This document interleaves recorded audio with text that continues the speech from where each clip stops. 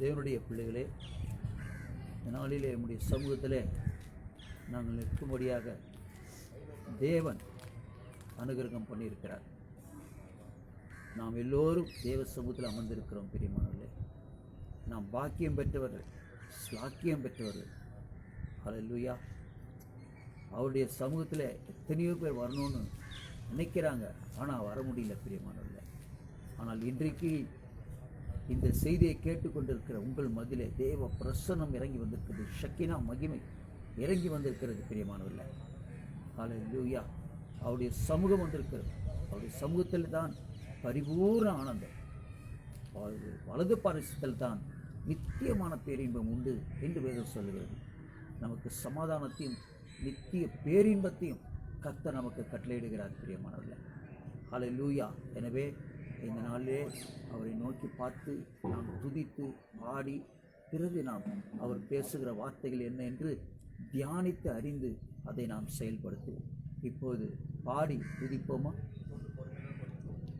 தாவீதின் குமாரன் இயேசு பிறந்தார், பூமி எங்கும் சந்தோஷமே.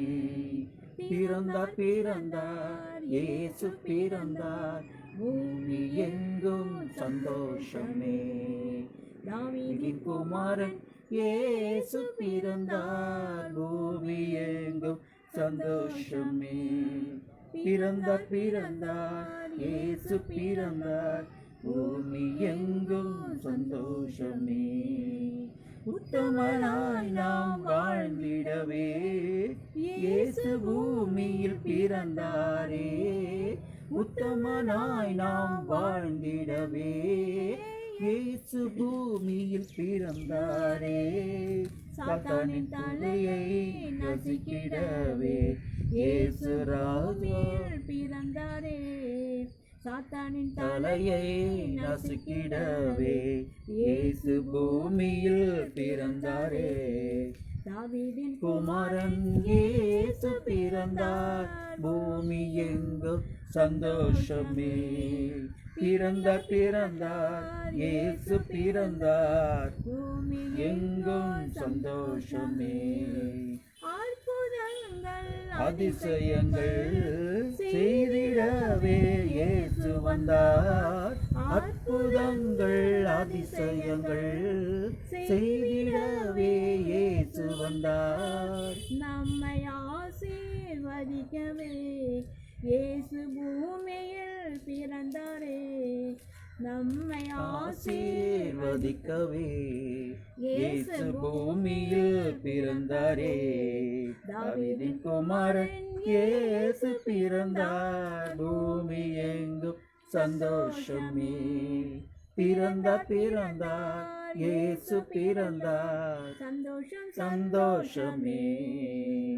சந்தோஷமாய் நாம் பாடிடுவோம், இயேசுவே நாம் உயர்த்திடுவோம்.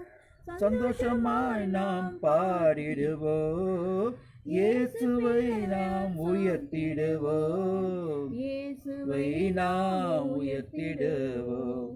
தாவீதின் குமாரன் இயேசு பிறந்தார், பூமி எங்கும் சந்தோஷமே. பிறந்தார் பிறந்தார் இயேசு பிறந்தார், சந்தோஷமே. யுத்தத்தில் வல்லவர் இயேசு ராஜா, யூத சிங்க இயேசு ராஜா. யுத்தத்தில் வல்லவர் இயேசு ராஜா, யூத சிங்கம் இயேசு ராஜா. யூத சிங்கம் இயேசு ராஜா. தாவீதின் குமாரன் இயேசு பிறந்தார், பூமி எங்கும் சந்தோஷமே. பிறந்தார் இயேசு பிறந்தார், சந்தோஷம் சந்தோஷமே. அல்லேலூயா. நன்றியோடு துதிக்கிறோம் ஐயா. தாவீது ராஜா, ஆண்டவரே அப்பா, தாவீதின் குமாரன் இயேசு ராஜா, இந்த பூமியில நீ பிறந்ததினாலே அப்பா நாங்கள் சந்தோஷத்தை சமாதானத்தை காண்கிறோம் தகப்பனே. அல்லேலூயா. உலகமெங்கும் ஆண்டவரே இந்த பிறப்பை குறித்து ஆண்டவரே சந்தோஷமாய் கொண்டாட தேவன் நீர் அனுகிரகம் செய்ய முடியாத ஜெபிக்கிறாயா. நாங்கள் உத்தமமாய் வாழ்வதற்காக ஆண்டவரே அப்பா சாத்தானின் பிடியிலிருந்து எங்களை மீட்டு உஷமன. எடுக்கவே ஊரி நீர் இந்த பூமியில வந்து பிறந்தீர் என்பது ஆமென். அப்பா ஆண்டவரே அந்த ஞானத்தை எங்களுக்கு நீங்க கொடுத்தீங்களே ராஜா, அதற்காக நாங்கள் நன்றி பலி செலுத்துகிறோம் துதிக்கிறோம். தகப்பனே. அற்புதங்களை செய்யுங்க, துதிக்கிறோம். அதிசயங்களை செய்யுங்கப்பா. ஒருவரும் கெட்டு போகாதபடி ஆமென். எல்லோரும் நித்திய ஜீவனை பெற்றுக்கொள்வதற்காகவே நீர் இந்த பூமிக்கு வந்தீர் என்பதை நாங்கள் அறிந்திருக்கிறோம் அறியணும். சுவாமி. ஐயா இப்போதும் ஒவ்வொருவரும் கூட அறியணும். ஆமேன் அப்பா, ஆமேன் ராஜா. இப்போதும் கூட இந்த காற்றையும் கடலையும் கூட நீங்க அதட்டி போடும்படியாக ஜெபிக்கிறோம் சுவாமி. கொடுத்தீங்களே ஆண்டவரே உமக்கு அப்பா, நன்றி. நன்றி. இன்னுமாக எந்த மன உளைச்சலும் இல்லாதபடி மக்களுக்கு நீங்க பாதுகாப்பை கொடுக்கும்படியாக இந்த வேலையை நாங்கள் ஜெபிக்கிறோம் சுவாமி. உண்மை அல்லாமல் ஒருவனும் அசைவதில்லை என்பதை நாங்கள் அறிந்திருக்கிறோம் ராஜா. அப்படியாக எங்கள் தேசத்துக்காக நாங்கள் ஜெபிக்கிறோம். மக்களை பாதுகாப்பு கொடுங்க, கிருபையை தாங்கள் வீதி வீதியா தெரு தெருவாய் தேவனுடைய நாமம் உயர்த்தப்படணும், பிரஸ்தாபப்படுத்தப்படணும். இப்போதே நாங்கள் ஒப்புக்கொள்கிறோம். எழுப்புதல் உண்டாகும். ஆமென். அதற்கு எதிராக எழும்புகிற எல்லா தீய சக்தியும் நசரேனா இயேசு கிறிஸ்து நாமத்தால் நிர்மூலமாக்கி ஆமென் அப்பா. சொத்தருக்கு பாதாளத்துல தேடிபடி எல்லா நாவுகளும் உம்மை துதிக்கும். ஆமென் அப்பா, ஆமென் ஆண்டவர். இதை நாம உயர்த்தப்படும்படியாக இந்த வேலையை நாங்கள் செபிக்கிறோம். வாலிப பிள்ளைகளுக்கு பாதுகாப்பை கொடுங்க. சிறு பிள்ளைகள் இந்த காலத்தில் நாங்கள் ஒப்பு கொடுக்கிறோம் ஐயா. அப்பா முதிர் வயதில் மக்களுக்காக செபிக்கிறோம் ஐயா. கண்ணீர் கவலைகள்லாம் எடுத்து போடுங்க சுவாமி. ஒருவரும் கெட்டு போகாதபடி எல்லோரும் நித்திய ஜீவனை பெற்றுக்கொள்ள முடியாத நாங்கள் ஒரு மனதோடு செபிக்கிறோம். இந்த தேசம் ஆசீர்வதிக்கப்படட்டாங்க. உலகம் எங்கு ஒரு சமாதானத்தை சந்தோஷத்தை நீங்கள் கொடுக்கும்படியாக இந்த வேலையை நாங்கள் செபிக்கிறோம். ஆமென். அதுவே நான் இயேசு கிறிஸ்து வளம் நாமத்தை கேட்கிறேன் கூட நல்ல தகப்பனே. ஆமென். ஆமென். ஆமென்.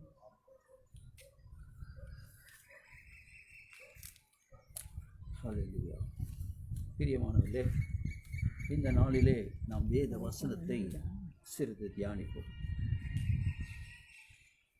வேதம் சொல்கிறது, ஏசியா தீர்க்கதரிசியின் புத்தகத்திலே 41வது அதிகாரம் 10வது வசனம், நீ பயப்படாதே, நான் உன்னுடனே இருக்கிறேன். திகையாதே, நான் உன் தேவன். நான் உன்னை பலப்படுத்தி உனக்கு சகாயம் பண்ணுவேன். என் நீதியின் பலக்கரத்தினாலே உன்னை தாங்குவேன். பிரியமானவர்களே, ஆண்டவர் சொல்கிற வார்த்தையை பாருங்கள். எப்படி ஒரு வாக்குறுதியை நமக்கு கொடுக்கிறார்கள், ஒரு தைரியத்தை கொடுக்கிறார்கள், ஒரு ஒத்தாசை வார்த்தையை கொடுக்கிறார்கள். நீ பயப்படாது. இன்றைக்கு அநேக பிள்ளைகள் பல காரியங்களை குறித்து பயந்து கொண்டிருக்கிறார்கள். ஆண்டவராக இயேசு கிறிஸ்து சொல்கிறார், உனக்கு நான் பயத்தின் ஆவியை கொடுக்கவில்லை, தெளிந்த புத்தி உள்ள தைரியத்தின் ஆவியை தந்திருக்கிறேன் என்று சொல்கிறார். அல்லேலூயா. எனவே நீ பயப்படாதே, நான் உன்னுடனே இருக்கிறேன்.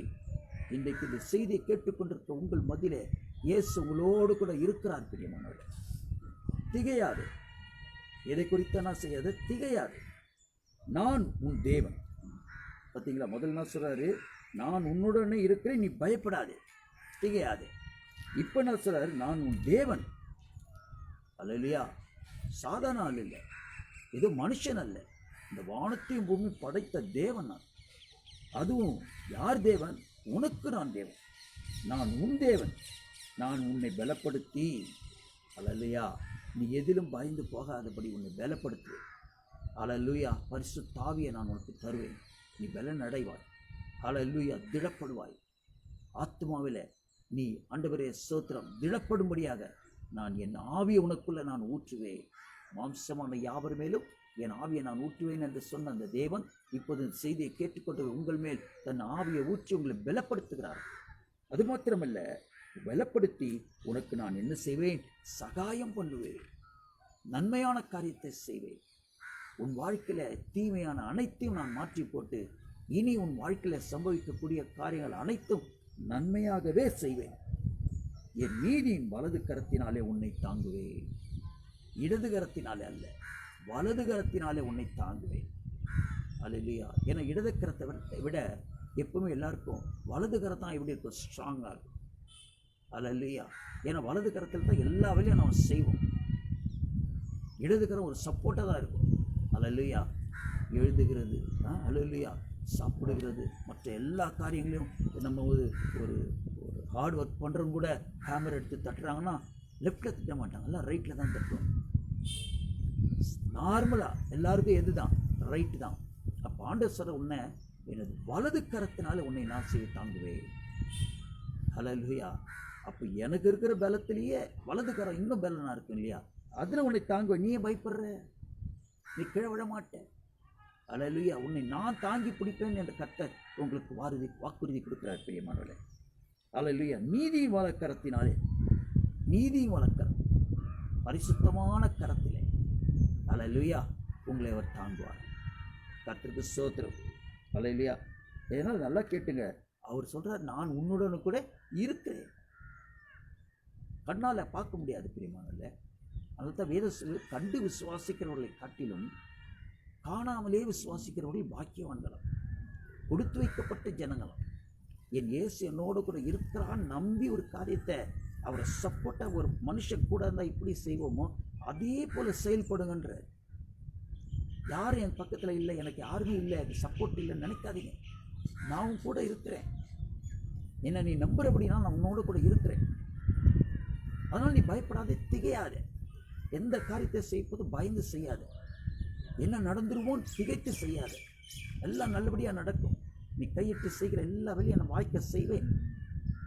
செய்கிறதான் நீ, ஆனால் சப்போர்ட் பண்ணுறது நான்.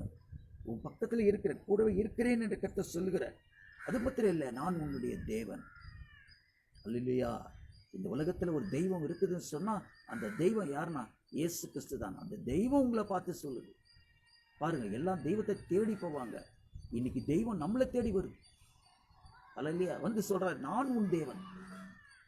நீயே தேடி நிற்கிற தெய்வம் யாருன்னு நான் சொல்கிறேன், நான் தான் உனக்கு தேவன். அல்லேலூயா. அதனால என்ன பண்ணுவேன், உன்னை நான் பலப்படுத்துவேன். சொல்கிறத பாருங்கள், நான் உன் தேவன் ஆகியால் உன்னை பலப்படுத்தி என்னுடைய வல்லமையினால உன்னை நிரப்பி சத்துரு எதிர்கொண்டு நிற்கக்கூடிய வல்லமை திராணி உள்ள மகனாய் உன்னை நிறுத்தி, மகளாய் நிறுத்தி உனக்கு நான் சகாயம் செய்ய போகிறேன். அல்லேலூயா. நீ என்ன செய்யப்பட போகிறாய்? சகாயம், நன்மையானதை அனுபவிக்கப் போகிறாய். நன்மையான செய்திகள் உனக்கு புறப்பட்டு வரும். நன்மையான காரியங்கள் உன் வாழ்க்கையில் சம்பவிக்கும். நீ குடும்பத்தை பற்றி நீ பயப்பட வேணாம், திகைய வேணாம், எதுவும் செய்ய வேண்டாம். நான் கூட இருக்கிறேன், தைரியமாக இரு. அல்லேலூயா. ஸ்தோத்திரம், ஸ்தோத்திரம், துதிக்கிறோம்.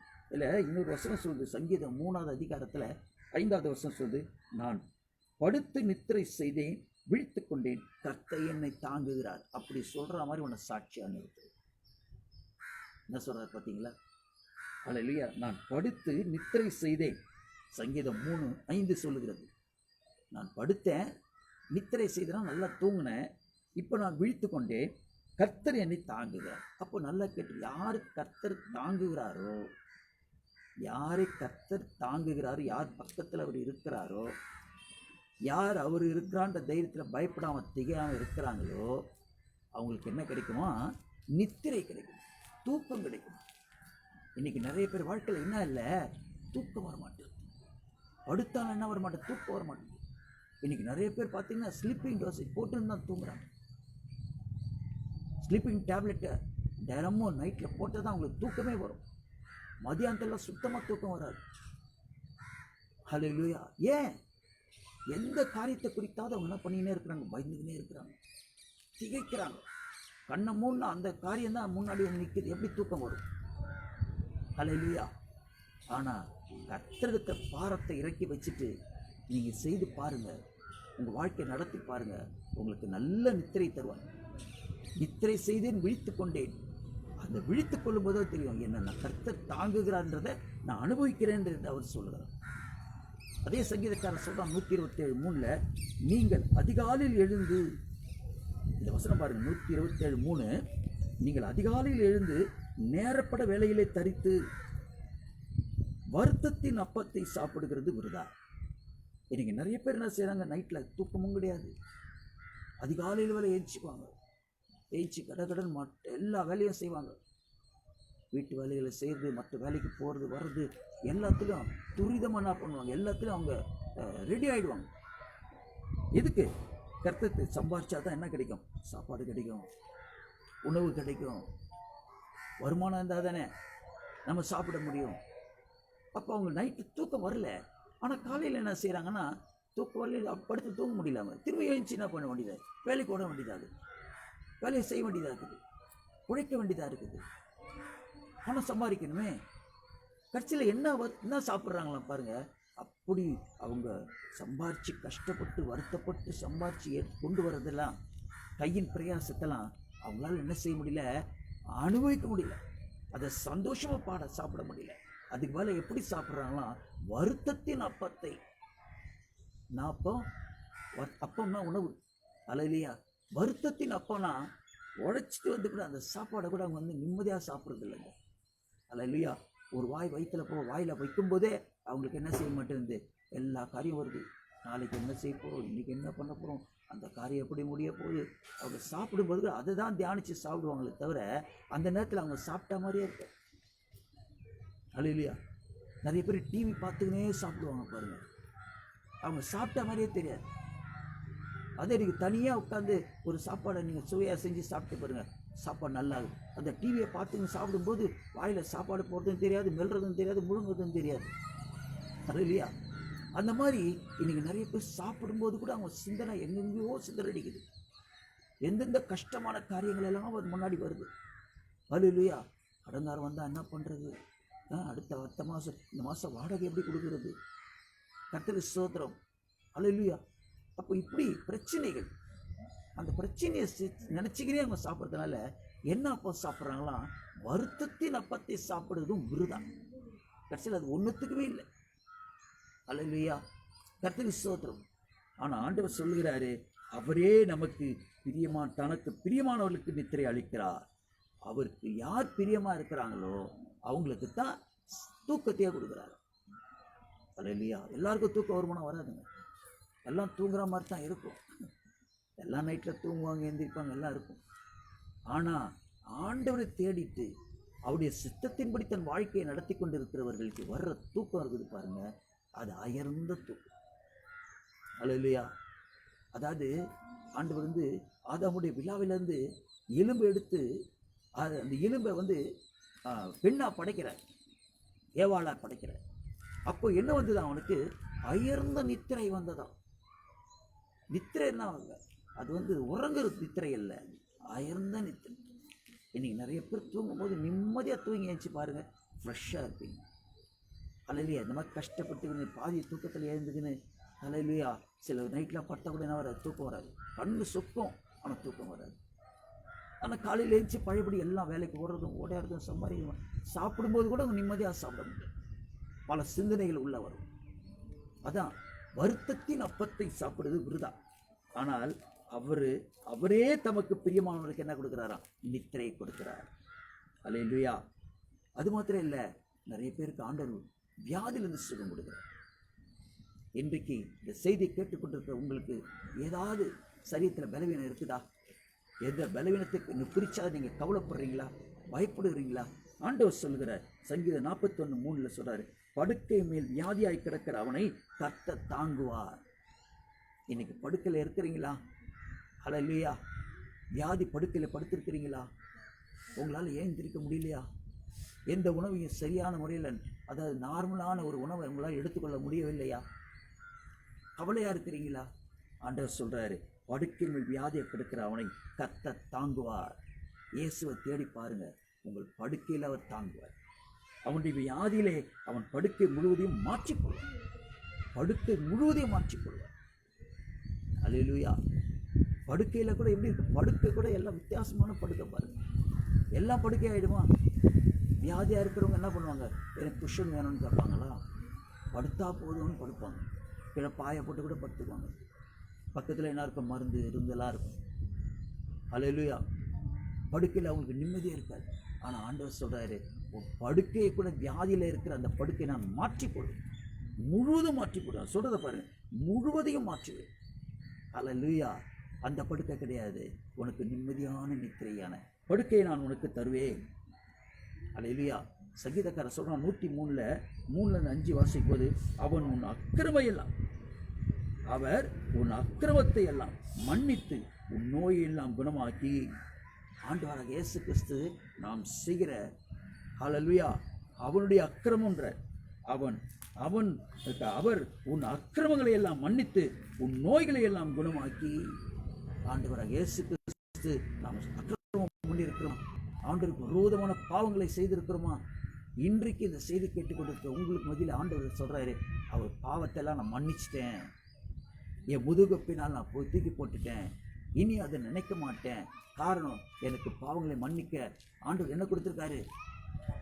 அதிகாரத்தை தந்திருக்கிறார். சாசு வெட்கப்பட்டு போவான். ஹல்லேலூயா, ஹல்லேலூயா.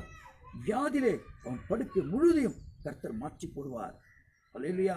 உன் பிராணனை அழிவுக்கு விலைக்கு மீட்டு உன்னை கிருபையினாலும் இரக்கங்களினாலும் முடிசூட்டி நன்மையினால் உன் வாயை திருப்தியாக்குவார். ஹல்லேலூயா. எதில் திருப்தியாக்குவாரா? நன்மையினாலே வாயை திருப்தியாக்குவார். உன் ஆத்மா எப்படி இருக்கும்? நிம்மதியா இருக்கும், சமாதானமா இருக்கும். ஹல்லேலூயா. உன் வாயை திறந்தாலே திருப்தியா பேசுவாங்க. சிலர் கேட்டீங்களா, எப்படி இருக்கிறீங்கன்னு கேட்டா என்ன சொல்லுவாங்க? சில கேட்கும்போது எப்படி இருக்கிறீங்கன்னு கேட்டா என்ன சொல்லுவாங்க? நல்லா இருக்கிறேன்னு நிறைய பேர் வாயில வராது பாருங்க. அது ஏன் கேட்குறீங்க, என் நிலைமை எப்படி இருக்குதுன்னு வாங்க. அப்படி இல்லைங்க, கர்த்தர் கிருபையினாலே நான் நல்லா இருக்கிறேன், திருப்தியாய். ஹல்லேலூயா. ஆண்டவர் சொல்றார் பாருங்க, ஹல்லேலூயா. நன்மையினால் உன் வாயை திருப்தி ஆக்குகிறார், கழுக்கு சமாய் உன் வயது திரும்ப வாழ வயதை போல ஆகும். நீங்கள் வயதானவராக இருக்கிறீங்களா? ஆண்டவர் சொல்றார், உனக்கு புது பலனா நான் கொடுப்பேன். வாழ வயதுக்குண்டான, வாலிப வயதுக்குண்டான பலத்தை நான் உனக்கு தருவேன். நான் உனக்குள்ளே வரும்போது உன் சரீரம், எலும்பு, நரம்பு, சதை, ரத்தம், தோல், முடி அனைத்தும் பலனடையும். உலர்ந்து போன எலும்பு, நரம்புகள் எல்லாம் பலனடையும். ஹல்லேலூயா. நீ கழுக்கு சமாய் சட்டைகளை அடித்துக்கொண்டு பறப்பாய், ஓடினாலும் இளைப்படையார், நீ நடந்தாலும் சோர்வடையார் என்று ஆண்டவர் சொல்லுகிறார். பிரியமானவர்களே, அந்த பலன் எப்போ கிடைக்கும் தெரியுங்களா? அந்த வியாதியிலிருந்து படுக்கை மாற்றுகிற ஒருத்தரால தான் முடியும். எந்த டாக்டர்ஸால முடியாது, எந்த மருந்தால முடியாது. நீங்க விசுவாசிச்சீங்கன்னா ஆண்டவர் இயேசு கிறிஸ்து உங்கள் சரீரத்தில் ஒரு பெரிய புது பலனை கொடுக்கும். கர்த்தர் கட்டளையிடுவார். ஹல்லேலூயா. அப்ப ஆண்டவரால தான் சுகம் கொடுக்க முடியும். எந்த டாக்டர்ஸாலும் சுகம் கொடுக்க முடியும். நீங்க என்ன அப்படி சொல்றாங்களே, அப்ப டாக்டர்ஸ்கிட்ட பார்க்கக்கூடாதா? அப்ப டாக்டர் கொடுக்குற மருந்தை சாப்பிடக்கூடாதா நீங்க கேட்பீங்க. நீங்க டாக்டர்ஸ்கிட்டே சொல்லி பாருங்க. ஹல்லேலூயா. ஐயா எப்படியாவது குணமாக்கிடுங்கன்னு சொன்னா சொல்லுவாங்க. நான் கொடுக்க வேண்டிய ட்ரீட்மெண்ட்லாம் கொடுத்துட்டேன், எனக்கு தெரிஞ்ச மருந்தெல்லாம் உங்களுக்கு கொடுத்துட்டேன். ஹல்லேலூயா. இனி காப்பாற்றக்கூடியது யாரு? நீங்க வணங்குகிற தெய்வத்தை நீங்க வணங்குங்க. அப்படிதான் சொல்லுவாங்க எந்த டாக்டர்ஸ். ஆப்ரேஷன் தியேட்டருக்கு போகும்போது சொல்லுவாங்க, சில டாக்டர் எப்படியாவது காப்பாற்றிடுங்கன்னு வெளியே அவங்களோட உறவினர் சொல்லுவாங்க. அப்போ டாக்டர்ஸ் என்ன சொல்லுவாங்க, நான் எல்லா ட்ரீட்மெண்ட்டும் கொடுப்போம்மா, நீங்கள் ஜெபம் பண்ணீங்க, நீங்கள் ப்ரேயர் பண்ணீங்க. ஹல்லேலூயா. அப்படி தான் சொல்லிட்டு போவோம். நீங்கள் வணங்குற தெய்வத்தை நீங்கள் அந்த ஹாஸ்பிட்டல்ஸில் என்ன வச்சுருப்பாங்க, கோயிலுங்க, அப்புறம் மாஸ்கை தொழுது கொள்ளுறதுக்கு இடம், அப்புறம் கிறிஸ்டின்ஸுக்காக ஏதோ அந்த இயேசு சிலுவையெல்லாம் வச்சுருக்கோம். ஹல்லேலூயா. எதுக்கு? வணங்குற தெய்வத்தை நீங்கள் கேளுங்க, அவங்க தான் கொடுக்க முடியும். எங்களால் என்ன செய்ய முடியும்? ட்ரீட்மெண்ட் தான் கொடுக்க முடியும். சுகம் கொடுக்க முடியுமா? முடியாது. ட்ரீட்மெண்ட் கொடுக்கும். ஹல்லேலூயா. ஆனால் சுகம் கொடுக்குறவர் யாருன்னா இயேசப்பா தான். என் தழும்புகளால் நீங்கள் சுகமானீர்கள். அவங்க கொடுக்குற மருந்து, அந்த ட்ரிப்ஸ் ஏறுற அந்த ட்ரிப்ஸ் எல்லாத்துலேயும் அவருடைய ரத்தம் என்ன செய்யும்? நம்முடைய சரீரத்தில் உள்ளே போகுங்க. ஹல்லேலூயா. ஹல்லேலூயா. கர்த்தர் கீழே விடுகிற யாவரையும் தாங்கி மடங்கடிக்கப்பட்ட யாவரையும் அவர் தூக்கி விடுகிறார். வசனம் சொல்லு, தூக்கி விடுவார். உங்கள் வாழ்க்கையில் நீங்கள் கீழே வந்துட்டீங்களா? பயப்படாதீங்க. ஆண்டவர்கிட்ட தேடுங்க, உங்களை தூக்கி திரும்ப நிறுத்துவார். உங்கள் வாழ்க்கை திரும்ப வாழ வயதை போல மாறும். ஹல்லேலூயா. யோபு பாருங்க, அவன் எவ்வளோ கஷ்டப்பட்டான், துன்பப்பட்டான், வேதனைப்பட்டான். அப்படி ஒரு மனுஷன், யோபுன்ற மனுஷன் வேதத்தில் சொல்லப்பட்டிருக்கிறது. பிரியமானவர்களே, ஹல்லேலூயா. தெரிஞ்சவங்களுக்கு தெரியும் யோபுவை பற்றி. ஒருவேளை இதான் முதல் நீங்கள் செய்தி கேட்குறீங்கன்னா, யோபுன்னு ஒரு மனுஷனை குறித்து செய்தி கொடுக்கப்பட்டிருக்கு. அவன் எப்படிலாம் துன்பப்பட்டான். ஆனால் ஆண்டவர் அதுக்கப்புறம் அவனுக்கு 140 வருஷத்துக்கு என்ன கொடுத்தாரு? புது வாழ்க்கையை கொடுத்தார். அவனுக்கு ஏற்கனவே 10 பிள்ளைங்க வந்துச்சு. அப்போ பாருங்க, 10 பிள்ளை பிறனா எத்தனை வயசு ஆயிருக்கும் அவனுக்கு? ஹல்லேலூயா. அதுக்கப்புறம் முன்னாடி அவன் எல்லா வயசும் போய் அவன் செத்தா மாதிரி வச்சுங்களேன், புது வாழ்க்கையை கொடுத்து அதுக்கப்புறம் 140 வருஷம் அவனை ஆசீர்வதிச்சார் ஆண்டவர். செத்து பிழைச்சா மாதிரி அவன். அது மாதிரி இன்றைக்கு நீங்கள் உங்கள் வாழ்க்கை எல்லாம் முடிஞ்சு போச்சுன்னு நினைக்கிறீங்களா? இல்லைங்க. ஆண்டவர் செய்தி இந்த கேதியை இன்னைக்கு கேட்க வைக்கிறான்னு சொன்னால் ஒரு நோக்கத்தோடு தான் கேட்க வைப்பாங்க.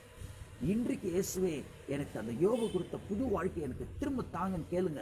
ஆண்டவர் உங்களுக்கு புது வாழ்க்கையை கொடுப்பார். பிரியமானவர்களே, கடைசியான ஒரு செய்தியை உங்கள் வார்த்தையை சொல்லி முடிக்க வருகிறேன்.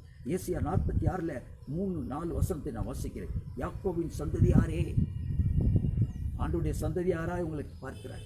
இஸ்ரவேல் சந்ததியில் மீதியான ஜனங்களே, சகல ஜனங்களே. கிறிஸ்துவ ஜனங்களையும் சொல்லலைங்க. அல்லேலூயா, சகல ஜனங்களே. அல்லேலூயா. ஒருவேளை நீங்க பார்க்குறீங்களா அந்த செய்தியை? யூடியூப்ல யாருன்னா பார்க்குறீங்களா? பார்க்கும்போது நீங்க யாரா இருந்தாலும் சரி, உங்களை பார்த்து ஆண்டவர் சொல்லுகிறார், என்ன சொல்றார்? எனக்கு செவி கொடுங்கள், எனக்கு செவி கொடுங்க. நான் உங்களை தேடி வந்திருக்கிறேன், உங்ககிட்ட நான் பேசுறேன். இந்த செய்தியின் மூலமாக, ஹல்லேலூயா, இந்த அடிமையின் மூலமாக நான் பேசிக்கொண்டு இருக்கிறேன். ஹல்லேலூயா. இந்த செய்தியில வர்ற வார்த்தைகளை கேளுங்க, செவி கொடுங்கள், காது கொடுத்து கேளுங்க. தாயின் வயிற்றில் தோன்றினது முதல் உங்களை நான் ஏந்தினேன். எப்படி சொல்றாரு பாருங்க, தாயின் வயிற்றில தோன்றியதன் முதல் உன்னை நான் ஏந்தினேன். அல்லேலூயா. தாயின் கர்ப்பத்தில் உற்பத்தியானது முதல் உன்னை நான் தாங்கினேன். அப்ப தாயின் கர்ப்பத்துல தாங்கிறது கூட யாருன்னா ஏசப்பா தான். சில பார்த்தீங்கன்னா அவங்க பிரெக்னென்ட் ஆன உடனே என்ன பண்ணுவாங்க, ஸ்டார்டிங்லேருந்து முதல் மந்த்லேருந்து அந்த 9th மந்த் வரைக்கும் என்ன பண்ணுவாங்க, டாக்டர்ஸ்கிட்ட போவாங்க, செக்கப்புக்கு போவாங்க, எல்லாம் போவாங்க. செக்கப்பில் போனால் மாத்திரம் அந்த டாக்டர்ஸ் பார்த்து நல்லா இருக்கிற, ஓ இந்த மருந்தெல்லாம் சாப்பிடு அப்படின்னு சொல்கிறதுனால மாத்திரம் அந்த குழந்தை நல்லா பிறந்துருமானா கிடையாதுங்க. ஹல்லேலூயா. ஒரு பிளாடரில் இருக்குதுங்க, அது உள்ள ஒரு நைஸான ஒரு பிளாடரில் அந்த குழந்தை இருக்குது. நீங்கள் யோசிச்சு பாருங்க. ஹல்லேலூயா. அது எவ்வளோ திக்னஸ் இருக்கும் யோசிச்சு பாருங்க. டாக்டர்ஸுக்கு இன்னும் நல்லா தெரியும். ஹல்லேலூயா. ஒரு கேரி பேக்கில் நம்ம போடுறோம்னா அந்த கேரி பேக்கில் போடுற வெயிட்டுக்கு தகுந்த மாதிரி தான் அந்த கேரி பேக் எடுப்போம். ஹல்லேலூயா. ஒரு ரூபா பேக்கில் போயிட்டு நம்ம வந்து 10 ரூபா பேக்கில் போட வேண்டிய வெயிட்டை போட்டால் என்ன ஆகும்? ஆனால் அந்த குழந்தை பாருங்கள் என்ன வெயிட்டு பாருங்கள். ஹல்லேலூயா. அந்த குழந்தை நார்மல் வெயிட்டு அட்லீஸ்ட்டு 3 கிலோ இருக்கும். வளர்ந்த பிறகு 3 கிலோ வெயிட்டு அந்த பிளாடர் தாங்குது வயிற்றுல. அந்த குழந்தை சும்மா வேற படுக்கலை, அது எட்டி வதைக்குது, சுற்றுது, பிறல்து. ஆனால் அந்த பிளாடர் கிழிய மாட்டேங்குது பாரு. ஹல்லேலூயா. அது கிழிஞ்சா என்ன ஆகும் நிலைமை யோசிச்சு பாரு. கர்த்தருக்கு ஸ்தோத்திரம். அதனால தான் சொல்றாரு ஆண்டவர், நான் உன்னை தாங்கினேன், என் கையை வச்சு உன்னை நான் தாங்கியிருக்கிறேன் வயிற்றுல. நீ இப்போ எந்த வயசாக இருக்கலாம், முதிர் வயதில் இருக்கிறவங்க பார்க்கலாம், வாலிப வயசில் இருக்கிறவங்க பார்க்கலாம், பெரியவர்கள் வயசில் இருக்கிறவங்க பார்க்கலாம், அதான் 40, 35 வயசில் இருக்கிறவங்க பார்க்கலாம், வாலிப வயசில் 18 வயசில் இருக்கிறவங்க பார்க்கலாம், முதிர் வயதில் ஒருவேளை 60 வயசுக்கு மேலே இருக்கிறவங்க பார்க்கலாம். நீ யாராக இருந்தாலும் சரி, உன் தாயின் கர்ப்பத்தில் தாங்கினது வேற யாரும் இல்லை, நான் தான் உன்னை தாங்கினேன், உன்னை ஏந்தினேன் என்று கர்த்தர் சொல்லுகிறேன். ஹல்லேலூயா. ஹல்லேலூயா. ஒவ்வொரு 3 மாச குழந்தை அந்த குழந்தைகளை ஆண்டவர் தாங்குறாராம். கர்த்தருக்கு ஸ்தோத்திரம். ஹல்லேலூயா. உங்கள் முதிர் வயது வரைக்கும் சொல்றார், ஏந்தி தாயின் கர்ப்பத்தில் உற்பத்தியான முதல் உன்னை தாங்கினேன். உன் முதிர் வயது முதல் வரைக்கும் நான் அப்படி செய்வேன். இப்போ மாத்திரம் இல்லை, உங்கள் முதிர் வயது 6 வரைக்கும். நீ வாலிப வயசாக இருந்தா நீ நல்ல ஒரு முதிர் வயது 6 வரைக்கும் பூர்ண வயசு வரைக்கும் ஆண்டவர் உன்னை தாங்குவேன் கொண்டு வாக்கு கொடுக்கிறார். பிரியமானவர்களே, தாங்குவேன், நான் அப்படி செய்து வந்தேன், இனிமேலும் நான் ஏந்துவேன், நான் சுமப்பேன், உன்னை தப்பு வைப்பேன்.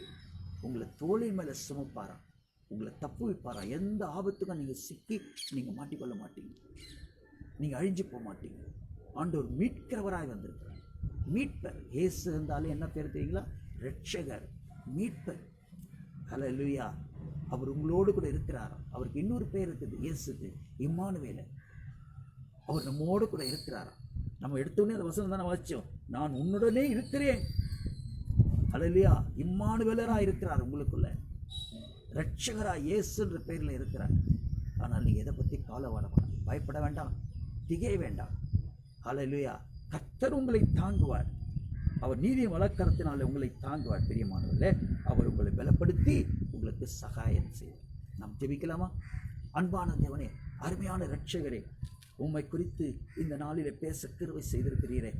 நீங்கள் யார் என்பதை அடியேனுக்கு நீ வெளிப்படுத்தின. என்னுடைய ஞானத்தின்படி நான் பேசியிருக்கிறேன். ஆனால் அதிலும் அதிக ஞானமாய் அவர்களுக்கு அதை புரிந்து கொள்ள சக்தியை கொடுங்க ராஜா. ஹல்லேலூயா. அறிந்து கொள்ள சக்தியை கொடுங்க ராஜா.